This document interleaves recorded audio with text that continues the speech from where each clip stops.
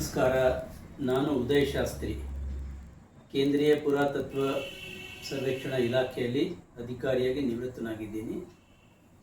ಕ್ರಿಸ್ತ ಶಕ 1ರಿಂದ 4ನೇ ಶತಮಾನದ ಮಧ್ಯದಲ್ಲಿ ನಮ್ಮ ದೇಶ ಮತ್ತು ರೋಮ್ ಸಾಮ್ರಾಜ್ಯದ ಮಧ್ಯದಲ್ಲಿ ಸಾಕಷ್ಟು ಪ್ರಮಾಣದಲ್ಲಿ ಸಮುದ್ರ ವ್ಯಾಪಾರ ನಡೀತಾ ಇತ್ತು. ಅದಕ್ಕೆ ದಕ್ಷಿಣ ಭಾರತದಲ್ಲಿ ತಮಿಳುನಾಡು, ಕೇರಳ, ಕರ್ನಾಟಕ, ಆಂಧ್ರ ಪ್ರದೇಶದಲ್ಲಿ ನಮಗೆ ರೋಮ್ ಸಾಮ್ರಾಜ್ಯದ್ದು ಬೆಳ್ಳಿ ಮತ್ತು ಚಿನ್ನದ ನಾಣ್ಯಗಳೆಲ್ಲ ಸಿಗುತ್ತೆ. ಮುಖ್ಯವಾಗಿ ರೋಮ್ ಸಾಮ್ರಾಜ್ಯ ಚಕ್ರವರ್ತಿಗಳು ಅಗಸ್ಟಸ್ ಮತ್ತು ಟೈಬೇರಿಯಸ್ ಅವ್ರದ್ದು ನಾಣ್ಯಗಳು ಜಾಸ್ತಿ ಸಿಗುತ್ತೆ. ಈಗ ಶ್ರೀಮತಿ ಲಕ್ಷ್ಮಿಯವರು ತಮ್ಮ ಸಂಗ್ರಹದಲ್ಲಿರೋ ನಾಣ್ಯಗಳ ಬಗ್ಗೆ ತಿಳಿಸುತ್ತಾರೆ. ಅದನ್ನು ನಾವು ಕೇಳೋಣ. ನಮಸ್ತೆ ಸ್ನೇಹಿತರೆ, ಎಲ್ರಿಗೂ ನಾಣ್ಯ ಲೋಕಕ್ಕೆ ಸ್ವಾಗತ. ನಾನು ಈ ವಾರ ತೋರಿಸ್ತಾ ಇರುವಂತಹ ಕಾಯಿನು ನಮ್ಮ ಪರಮಾತ್ಮಂದು, ಅಂದರೆ ಕೃಷ್ಣಂದು.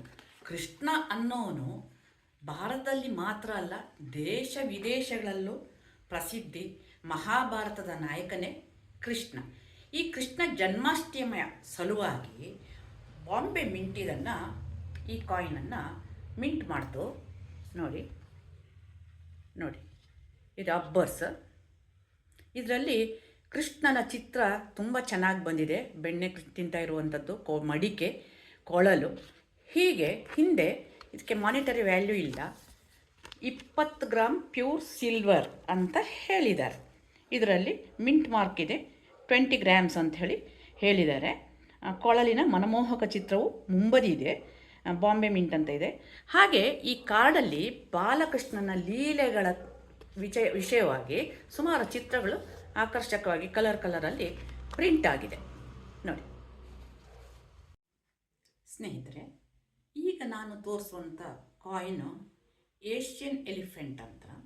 ಅದು ಬೆಳ್ಳಿಯಲ್ಲ, ಮೆಟಲ್ ಕಾಯಿನ್. ನೋಡಿ ದ ಎಂಡೇಂಜರ್ಡ್ ಆ್ಯನಿಮಲ್ಸ್ ಅಂತ ಕೆಲವು ಪ್ರಾಣಿಗಳನ್ನು ಪಟ್ಟಿಗೆ ಸೇರಿಸಿದ್ದಾರೆ. ನೋಡಿ, ಇದು ಅದರ ಚಿತ್ರ. ಒಳಗೆ ಹೀಗೆ ಬರ್ತದೆ. ಕಾಯಿನು ಈ ರೀತಿಯಾಗಿದೆ.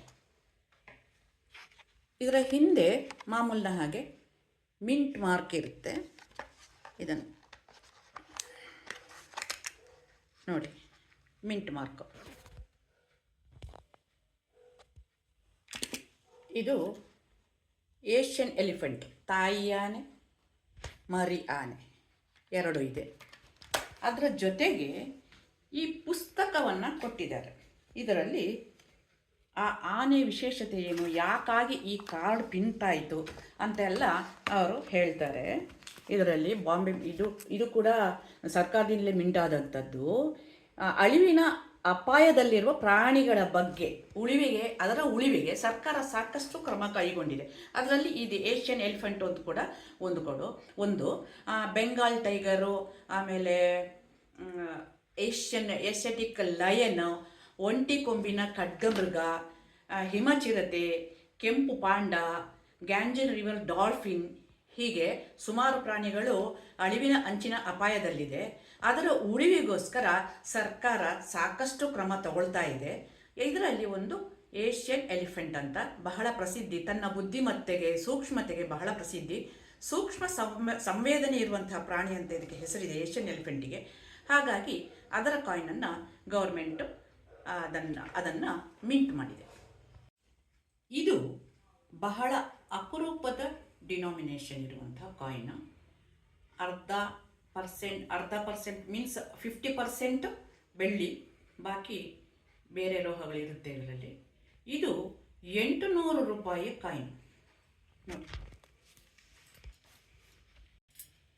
2900 ವರ್ಷಗಳ ಹಿಂದೆ ವಾರಣಾಸಿಯಲ್ಲಿ ರಾಜ ಅಶ್ವಸೇನ ರಾಣಿ ವಾಮದೇವಿ ಅವರಿಗೆ ಮಧ್ಯರಾತ್ರಿಯಲ್ಲಿ ಈ ಶಿಶು ಜನಿಸಿತು. ಕುಮಾರಪಾರ್ಶ್ವ ಅಂತ ಹೆಸರಿಟ್ಟರು. ಜನ್ಮತಃ ಈ ಮಗುವಿಗೆ 3 ರೀತಿಯ ಅಲೌಕಿಕ ಜ್ಞಾನ ಇತ್ತಂತೆ. ನೋಡಿ, ಇಲ್ಲಿ ಅವರ ಚಿತ್ರ ಇದೆ. ಆ 3 ಅಲೌಕಿಕ ಜ್ಞಾನಗಳು ಏನಂದರೆ ಮತಿ, ಶ್ರುತಿ, ಅವಧಿ. ಅಂದರೆ ಅತೀಂದ್ರಿಯ ಜ್ಞಾನ. ಅವಧಿ ಅಂತಂದರೆ ಹೀಗೆ ಬಹುದೊಡ್ಡ ಧಾರ್ಮಿಕ ಸಂತನಾಗ್ತಾನೆ. ರಾಜಪುತ್ರನಾಗಿದ್ದರೂ ಕೂಡ ಧಾರ್ಮಿಕ ಸಂತನಾಗಿ ಹೊರಹೊಮ್ಮಿದ. ಅವರ ನಿರ್ವಾಣ ಕಲ್ಯಾಣಕ ಅಂದರೆ ಅವರು ನಿರ್ವಾಣ ಹೊಂದಿ 2800 ವರ್ಷ ಆಯಿತು. ಹಾಗಾಗಿ 800 ರೂಪಾಯಿಯ ಕಾಯಿನನ್ನು ಗವರ್ಮೆಂಟ್ ಹೊರ ತಂದಿದೆ. ಪಾರ್ಶ್ವನಾಥ್. ಈ ಕಾಯಿನ್ ನಮ್ಮ ರಾಜ್ಯದ ಹೆಮ್ಮೆಯ ಕಾಲೇಜ್. ಅದಲ್ಲದೆ ನಾನೀಗ ಪ್ರಸ್ತುತ ವಾಸವಾಗಿ ಇರುವಂತಹ ಮೈಸೂರಿನಲ್ಲಿರುವಂತಹ ಮೆಡಿಕಲ್ ಕಾಲೇಜು, ಇದನ್ನು ನಾಲ್ಮಡಿ ಕೃಷ್ಣರಾಜ ಒಡೆಯರು 1924ರಲ್ಲಿ ಸ್ಥಾಪಿಸಿದರು. ಕೃಷ್ಣರಾಜ ಒಡೆಯರ ಸಮಾಜ ಸೇವೆ ಅಸಂಖ್ಯಾತ, ಅದರಲ್ಲಿ ಇದು ಒಂದು.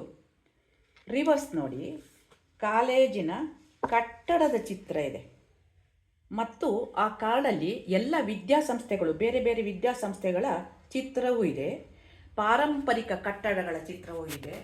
ಬಹಳ ಹೆಮ್ಮೆಯ ಕಾಲೇಜು. ನಾಲ್ಮಡಿ ಕೃಷ್ಣರಾಜ ಒಡೆಯರ್ ಸ್ಥಾಪಿಸಿದಂಥದ್ದು ಮೈಸೂರು ಮೆಡಿಕಲ್ ಕಾಲೇಜ್.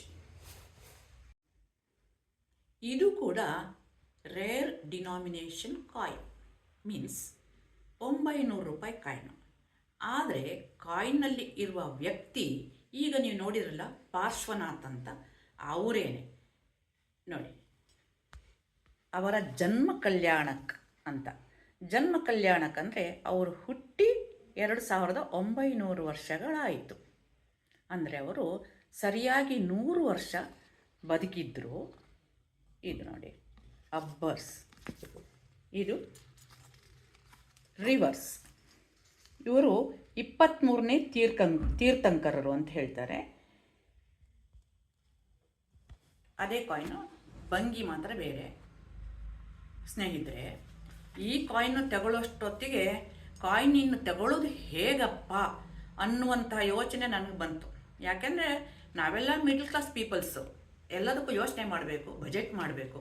ಈಗಾಗಲೇ ಬೆಳ್ಳಿ ರೇಟ್ ಜಾಸ್ತಿ ಆಯಿತು ಅಂತ ಅಂದ್ಬಿಟ್ಟು ಈಗಾಗಲೇ ತುಂಬ ರೇಟು ರೇಸ್ ಆಗ್ತಾ ಇದೆ. ಈ ಕಾಯಿನ್ಗಳು ಬರೋಷ್ಟು ಹೊತ್ತಿಗೆ ಕಾಯಿನ್ ರೇಟ್ಗಳು ಬಹಳಷ್ಟು ಗೌರ್ಮೆಂಟು ರೇಸ್ ಮಾಡಿದೆ. ಆದರೂ ಕಷ್ಟಪಟ್ಟು ಕಲೆಕ್ಷನ್ ಮಾಡ್ತಾ ಇದ್ದೀನಿ. ರಾಮ ಮಂದಿರ ನಿರ್ಮಾಣ ಆದ ಟೈಮಲ್ಲಿ ಬಹಳ ಅಭಿಮಾನದಿಂದ ಎಲ್ಲ ಖಾಸಗಿ ಸಂಸ್ಥೆಗಳವರು ಈ ರಾಮ್ಲಲ್ಲನ ಕಾಯಿನನ್ನು ಬಿಡುಗಡೆ ಮಾಡಿದ್ದಾರೆ. ಇದು ಗೌರ್ಮೆಂಟ್ ಇದಲ್ಲ. ಈ ಮೊದಲು ನಾನು ತೋರಿಸಿದ್ದು ಗೌರ್ಮೆಂಟ್ ಇದೆ, ಇದು ಖಾಸಗಿ ಸಂಸ್ಥೆಯವರು ಬಿಡುಗಡೆ ಮಾಡಿದಂತಹ ಬಾಕ್ಸ್ ಕಾಯಿನ್ ನೋಡಿ. 2 ಕಾಯಿನ್ ಇದೆ, ಅದರ ಜೊತೆಗೆ ಲಕ್ಷ್ಮಿಯನ್ನು ಕೊಟ್ಟಿದ್ದಾರೆ. ಒಳ್ಳೆಯ ಒಂದು ಕೆಂಪು ಕೇಸ್ನಲ್ಲಿ ಇದನ್ನು ಅವರು ಬಿಡುಗಡೆ ಮಾಡಿದ್ದಾರೆ. ಕಲೆಕ್ಷನ್ ಇರಲಿ ಅಂಥೇಳಿ ನಾನು ಇದನ್ನು ತಗೊಂಡೆ. ಇದು ಒಂದಾದರೆ ನೋಡಿ, ಇದು 5 ಪೈಸೆ ಮೊದಲು ಬರ್ತಿತ್ತಲ್ಲ, ಆ ಒಂದು ಆಕೃತಿಯಲ್ಲಿ ಮಾಡಿದಂಥ ಕಾಯಿನ್. ಹಿಂದೆ ಇದರಲ್ಲಿ ಬನಿಯನ್ ಟ್ರೀ ಇದೆ. ಇದರಲ್ಲಿ ರಾಮ ಹಾಗೂ ರಾಮ ಮಂದಿರದ ಚಿತ್ರ ಇದೆ.